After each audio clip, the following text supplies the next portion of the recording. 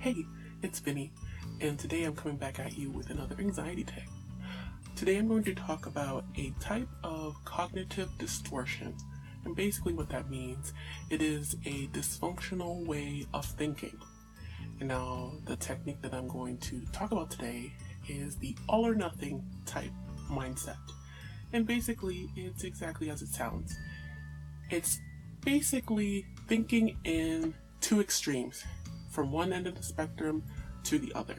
So for example, let's say you're trying out a new skill set and you try your best, but it's either not enough or let's just say you're kind of mediocre at it. In your mind, you're going to either think that you succeeded or that you failed. There's no in between. There's no okay, there's no, oh, I did a little bit good here, oh, maybe I have to work on this. There's none of that. It's just either you're amazing or you're the absolute worst. And now this way of thinking can contribute both to anxiety and depression. But right now I'm going to focus on how it contributes to your anxiety. So basically what it does is you are basically telling yourself that you either have to aim for the absolute best, or if you don't, then that means you're the worst person in the world. And now you can see how this would be extremely harmful. Basically, you are setting yourself up for failure, and you're being extremely unrealistic, illogical, and way too hard on yourself. Now the trick here is, you're never probably going to be able to get rid of all your negative thought patterns. That's probably, not going to happen, and it's not the goal. However, if you catch yourself thinking in these extremes, in these kind of exaggerated ways, you can kind of slowly, over time, teach your mind, reteach it to think in a different way, from a new perspective. So let's say you took a math quiz and you got a C on it. You say to yourself after that quiz, well, it doesn't surprise me, I always do poorly.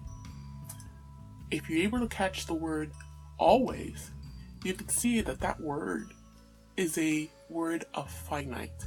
It is an absolute. It means without question, this thing will always and forever happen. Now, as you know, human nature is not like that. There is no always. There's just none. You're either going to do well sometimes, even if it's only one time, or you're going to do poorly, or you're going to do okay, average, but there's no always. See, if you can catch yourself saying some of these absolute words and kind of reframe it in your mind, you're going to feel that sense of dread kind of slowly going away. So let's see, what kind of absolute words are there?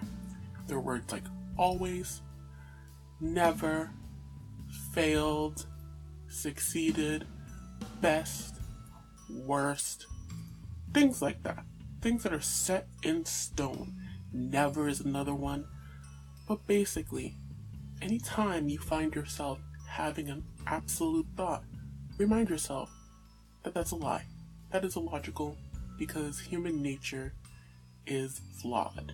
And there is not a time where you can never do this or always do that. So for example, the next time you have that math quiz, let's say you get a C on it. You could say, well, I tried my best, and I think next time we'll see what happens. All I can do is keep on studying and hope for a better outcome. So yeah, that's today's quick anxiety tip, and I hope that you'll be able to take that kind of tip and apply it to your everyday thoughts, and hopefully you'll see some kind of improvement. Stop being so hard on yourself. It's not true.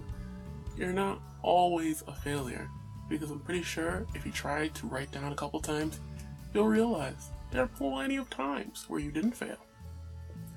And now it's Vinny signing out. Bye.